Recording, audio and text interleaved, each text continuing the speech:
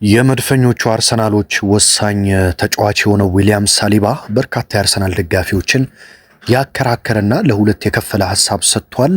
እናንተም እንግዲህ በዚህ ጉዳይ እየተከራከራችሁ እንደሆነ አስባለሁ። ታዲያ ዊሊያም ሳሊባ ምንድነው ያለው? የእናንተን ሐሳብ ደግሞ ጉዳዩን ከነገርኳችሁ በኋላ አስተያየት መስጫው ላይ ኮመንት ላይ ታስቀምጡልኛላችሁ። ዊሊያም ሳሊባ ምንድነው እየተናገረው?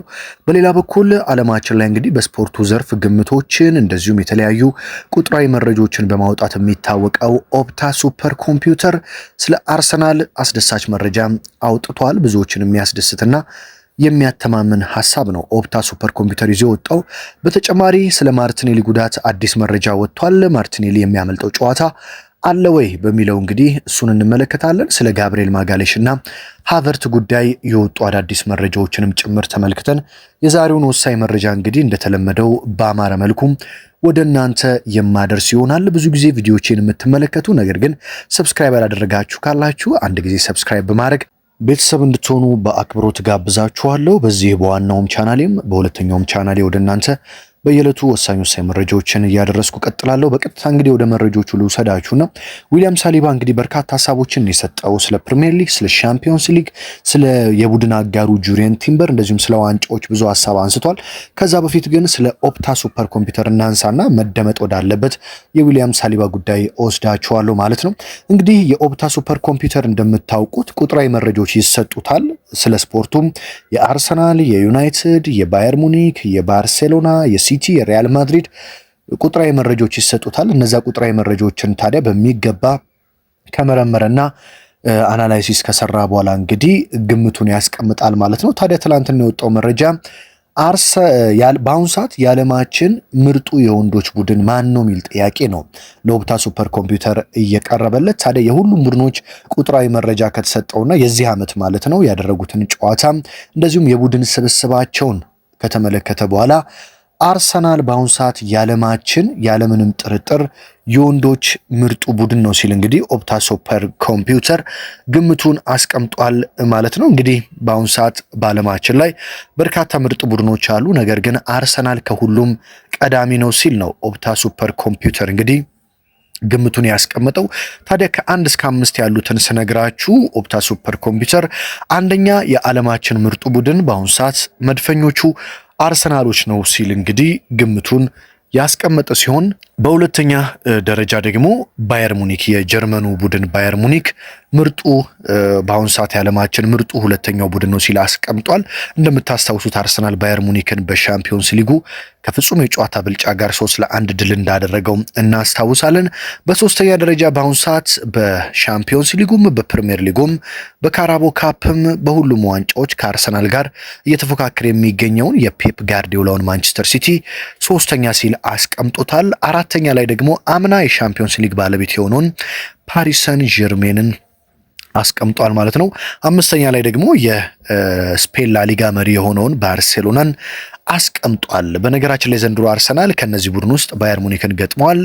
ካሁን በኋላ ደግሞ እንዲገጥማቸው መፈልጋቸው እኔ በግሌ ማየት መፈልጋቸው ጨዋታዎች አምና በሻምፒዮንስ ሊጉ ድል ያደረገውን ፓሪስ ሰን ጀርሜንን እንደዚሁም ባርሴሎናን እና ማንቸስተር ሲቲን አርሰናሎች ገጥመው በመለከታቸው እኔ በግሌ እጅግ በጣም ደስተኛ ያደርገኛል ብዬ አስባለሁ። ስለዚህ መድፈኞቹ በአሁኑ ሰዓት የዓለማችን ምርጡ ቡድን በመባል በኦፕታ ሱፐር ኮምፒውተር ተመርጠዋል ማለት ነው። በቀጥታ ወደ ዊሊያም ሳሊባ ጉዳይ ልውሰዳችሁ።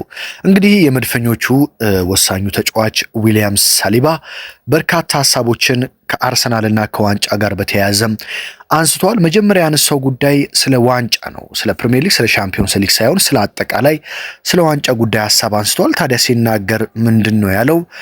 ሁላችንም በዚህ ዓመት ዋንጫ ማሸነፍ እንዳለብን እናውቃለን።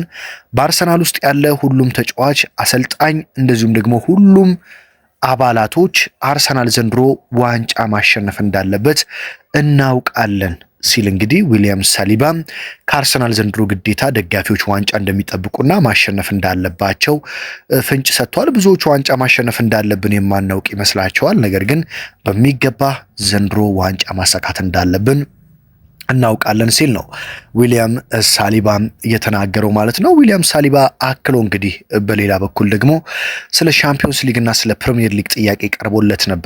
የቱን ብታነሳ ደስ ይልሃል?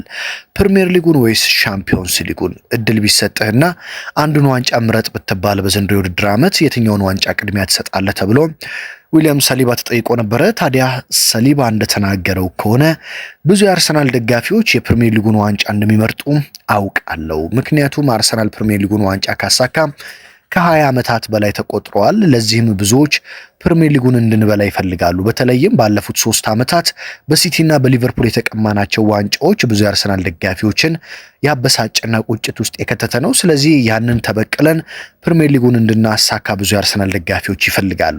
ለእኔ ግን በግል ከጠይቃችሁኝ እኔ ከፕሪሚየር ሊጉ ይልቅ ሻምፒዮንስ ሊጉን ማሳካት እመርጣለሁ። ዘንድሮም ፕሪሚየር ሊጉ ይሻላል ሻምፒዮንስ ሊጉ ብትሉኝ ሻምፒዮንስ ሊጉን ማሳካትን እመርጣለሁ። ምክንያቱም አርሰናል በታሪኩ ሻምፒዮንስ ሊግ ዋንጫን አሳክቶ አያውቅም። አንድ ጊዜ ለፍጻሜ ደርሶ ከባርሴሎና ጋር ለመብላት እንግዲህ ከጫፍ ደርሶ 1-0 እየመራ በባርሴሎና በአሳዛኝ ሁኔታ ከኋላ ተሸንፎ እንግዲህ እንዳጣነ አስታውሳለሁ ሻምፒዮንስ ሊጉን። ስለዚህ ሻምፒዮንስ ሊጉን መብላት አለብን ብዬ ነው የማስበው። ነገር ግን ሁለቱም ዋንጫዎች ከመጡ ደግሞ ሁለቱንም ዋንጫዎች መብላት ነው የምፈልገው፣ እምቢ አንልም ሁለቱም ዋንጫዎች ከመጡ ሲል እንግዲህ ዊሊያም ሳሊባ ተናግሯል ማለት ነው። እዚህ ጋር እንግዲህ ብዙዎችን ለሁለት ከፍሎ እያከራከረ የሚገኘው ጉዳይ ይህ ነው። አንዳንዶች ሻምፒዮንስ ሊጉን ቀስ ብለን እናሳካለን፣ አሁን ማሳካት የምንፈልገው ከ20 ዓመታት በላይ የናፈቀንን ፕሪሚየር ሊግ እና ባለፉት 3 ዓመታት በሲቲና በሊቨርፑል የተቀማነውን ሁለተኛ የወጣንበትን ፕሪሚየር ሊግን ነው እያሉ ሐሳብ እየሰጡ ሲገኙ፣ አንዳንዶች ደግሞ የለም አሁን ያለን ስብስብ በጣም ጥሩ ነው፣ ፕሪሚየር ሊጉን ቀስ ብለን ማሳካት እንችላለን፣ እስካሁን ድረስ በሻምፒዮንስ ሊጉ አንድም ሽንፈት አላስተናገድንም፣ ሁሉንም ጨዋታ አሸንፈናል። ስለዚህ ቅድሚያ የምንሰጠው አሳክተን የማናውቀውን ሻምፒዮንስ ሊግ ወደ የዋንጫ ሳጥናችን መደርደሪያ ማምጣት ነው። ብዙዎች ሲተቹንም አርሰናል የአውሮፓ ዋንጫ የለውም፣ ዩናይትድ አለው፣ ሲቲ አለው፣ ቶትንሃም ጭምር አለው፣ ቼልሲ አለው፣ አርሰናል ግን የለውም እያሉ ብዙዎች ሲተቹን እንሰማለን። ስለዚህ ቅድሚያ ማሳካት የምንፈልገው ሻምፒዮንስ ሊጉን ነው ሲሉ እንግዲህ በብዙ እየተከራከሩ ይገኛሉ። እናንተም እዚህ ጋር አርሰናል የትኛውን ዋንጫ ማሳካት አለበት የሚለውን እንደምታስቡ ኮመንት ላይ ሀሳባችሁ እንድታስቀምጡልኝ እፈልጋለሁ።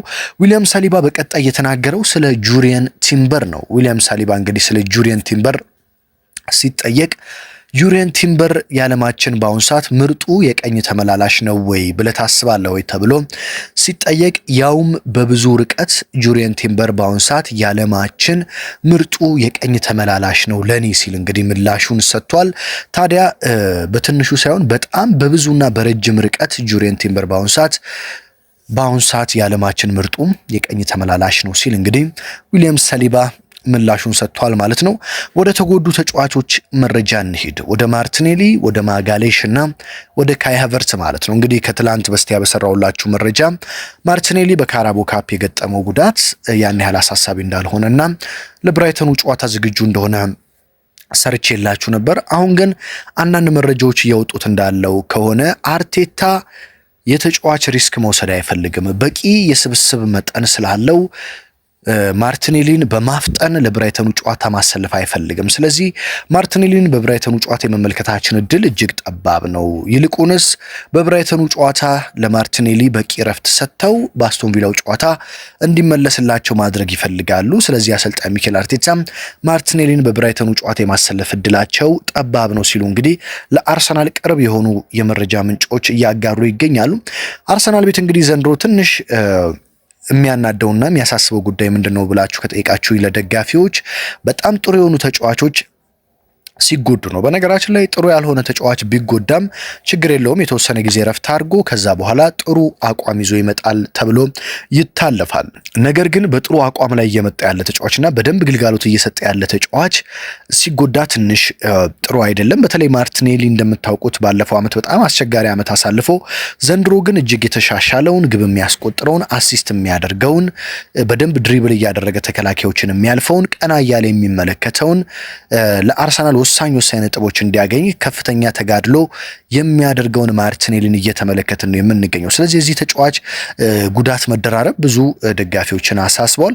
ነገር ግን ያን ያህል ጉዳቱ አሁንም አሳሳቢ እንዳልሆነና ለብራይተኑ ጨዋታ ለጥንቃቄ ሲባል ላይኖር እንደሚችል ነገር ግን ለአስቶን ቪላው ጨዋታ በሚገባ ዝግጁ እንደሚሆን ነው ለአርሰናል ቅርብ የሆኑ የመረጃ ምንጮች እያጋሩ የሚገኙት ማለት ነው። ሌላኛው የጋብሪኤል ማጋሌሽና የካይ ሃቨርትዝ ጉዳይን ስንመለከት ሁለቱም ተጫዋቾች እንግዲህ በተለይ ትላንትና በአርሰናል ይፋዊ ገጽ ላይ የሁለቱ ተጫዋቾች ፎቶ ተጋርቶ ነበር፣ ልምምድ ሲሰሩ ሳር ላይ ማለት ነው። በጣም ደስተኛ ሆነዋል ብዙ የአርሰናል ደጋፊዎች። ምክንያቱም አንደኛ አርቴታ በሚገባ አማራጭ ይኖራቸዋል። በተለይ አጥቂው ላይ እንደየቡድኑ አቀራረብ አስቶን ቪላን፣ ብራይተንን፣ ቦርንማውዝን፣ ሊቨርፑልን የትኛውንም ቡድን ሲገጥሙ እንደየቡድኑ ምርጫቸውን አስተካክለው መግባት የሚችሉበት እድል ይሰጣቸዋል። ምክንያቱም በአሁኑ ሰዓት አርሰናል 4 አቬሌብል የሆኑ ወይም 4 ዝግጁ የሆኑና እጃቸው ላይ የተቀመጡ ምርጫዎች አላቸው አርቴታ። ጋብሪኤል ጄሱስ አለ፣ ቪክተር ዮኬሬሽ አለ፣ አሁን ደግሞ ካይ ሃቨርትዝ ተመልሷል።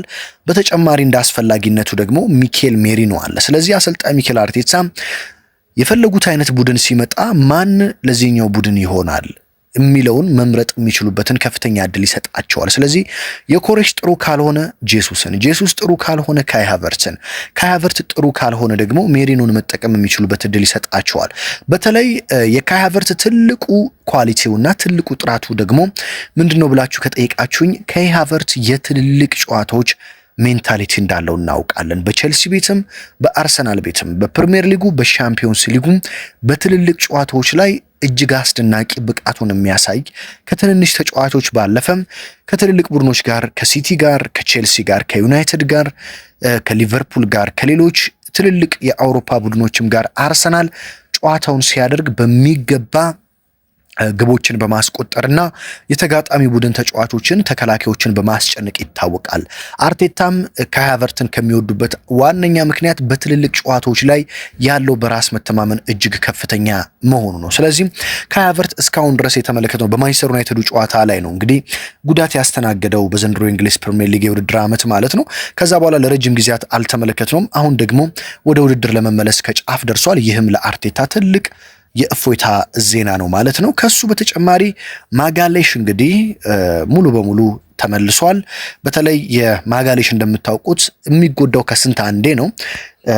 አሁንም እንግዲህ ካሁን በኋላ እንዳይጎዳ ቀላሉን እንዲያደርግለት ያው ብዙዎች ይመኛሉ። ምክንያቱም ጋብሪኤል ማጋሌሽ የአርሰናል ወሳኝ የተከላካይ ስፍራ ተጫዋች ነው። የአርሰናል ግድግዳ የሆነው ተከላካይ ማጋሌሽ ከተጎዳ በኋላ በብዙ መልኩ ሲፈረካከስና ግቦችን ሲያስተናግድ ተመልክተናል። ማጋሌሽ እያለ የአርሰናል የማሸነፍ ንጻሬና ማጋሌሽ ሳይኖር የአርሰናል የማሸነፍ ንጻሬ እጅግ የተለያዩ ናቸው። ማጋሌሽ ሲኖር አርሰናል ላይ ግብ አይቆጠርም፣ በክሊንሺት ይወጣል አርሰናል። ማጋሌሽ በተጎዳባቸው ጨዋታዎች ግን ስንመለከት ባለፉት ጨዋታዎች አርሰናል እጅግ ሊቆጠሩ የማይገባቸው በተለይ የጭንቅላት ኳሶች በቀላሉ ሲቆጠሩበት እየተመለከትን እንገኛለን። ከኋላ እየተነሱ ቡድኖች ግብ እያስቆጠሩም አርሰናልን እንደ ወልቭስ ያሉ እንደ ክሪስታል ፓላስ ያሉ ቡድኖች እንዴት ሲያስጨንቁት እንደነበረም ተመልክተናል። ስለዚህ የማጋሌሽ መመለስ አሁን ሳሊባ ደግሞ በጣም እጅግ አስደናቂ አቋም ላይ በራስ መተማመን ላይ ነው የሚገኘው። የጨዋታ ኮከቦች ተብሎ እየተመረጠ ነው። ካላፊዮሪ ሌላ ታሪክ ውስጥ እጅግ አስደናቂ ብቃት ውስጥ የሚገኝ ተጫዋች ነው። ጁሪየን ቲምበር ነው።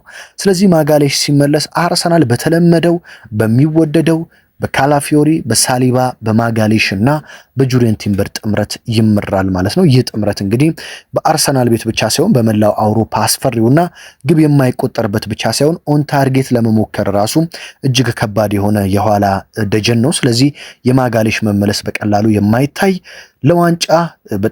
ለዋንጫ ግስጋሴ ትልቅ ፐርሰንትን የሚጨምር አርሰናል ላይ ነው ማለት ይቻላል። እዚህ ተከላካይ ላይ አስቡት እንደ ፔሮ ሂንካፔ፣ እንደ ሉዊስ ስኬሊ፣ እንደ ክሪስቲያን ሞስኬራ እንደዚሁም እንደ ቤን ዋይት ያሉ ደግሞ ተቀያሪ ወንበር ላይ የሚቀመጡ ተከላካዮችን ስንመለከት አርሰናልን እጅግ አስፈሪ በአማራጮች የሰፋ ያደርገዋል ማለት ነው። ስለዚህ አርሰናል በቀጣይ በብራይተኑ ጨዋታ እንግዲህ ሁለቱ ተጫዋቾችን በተቀያሪ ወንበር ላይ እንደምንመለከታቸው ነው እስካሁን ድረስ እየወጡ ያሉ መረጃዎች የሚያሳዩት። ሁልጊዜ እንደምላችሁ አርቴታ የጥንቃቄ አሰልጣኝ ነው። አርቴታ ታዲያ ጥንቃቄ ከመረጠ ማጋሌሽንም ሃቨርትዝንም በብራይተኑ ጨዋታ በደንብ እየመራ 2 እና 3 ግቦችን ካስቆጠረ የተወሰኑ ደቂቃዎችን ገብተው ሰውነታቸውን እንዲያሟሙቁ እድል ይሰጣቸዋል ተብሎ ይጠበቃል። ያ የማይሆን ከሆነ ግን በአስቶን ቪላው በቦርንማውዝና በሊቨርፑል ጨዋታ ግን በሚገባ ይጠቀምባቸዋል ተብሎ ነው የሚጠበቀው። እንደምታውቁት አርሰናል ካሁን በኋላ ያለበት ጨዋታ ሁሉም ቡድኖች አምና ነጥብ ያስጣሉት ናቸው። 3ቱ ደግሞ አሸንፈውታል። 2ቱ ደግሞ በዘንድሮ የውድድር ዓመት አሸንፈውታል። ቀጣይ ብራይተን ነው በኤምሬትስ ስቴዲየም ቅዳሜ። ብራይተን አምና በኤምሬት አቻ ነው የወጣው፣ አንድ አቻ። በመቀጠል ቦርንማውዝ ነው። ቦርንማውዝ እንደምታስታውሱት ደግሞ በቪታሊቲ ስቴዲየም ማለት ነው ከሊቨርፑል ጨዋታ ቀጥሎ 2-1 ነው አርሰናልን ድል ያደረገው። ሳሊባ በቀይ የወጣበት ጨዋታ ታስታውሱ እንደሆነ ማለት ነው። ሊቨርፑል ደግሞ ዘንድሮ አሸንፎታል አርሰናልን በሜዳቸው በአንፊልድ በ80 ምናምነኛው ደቂቃ ዶሚኒክ ስቦዝ ላይ ከቅጣት ምት ባስቆጠራት ብቸኛ ግብ 1-0 መሸነፉ ይታወሳል። ሌላኛው አስቶን ቪላ ነው። ከብራይተን ቀጥሎ አስቶን ቪላ ነው የሚገጥመው አርሰናል።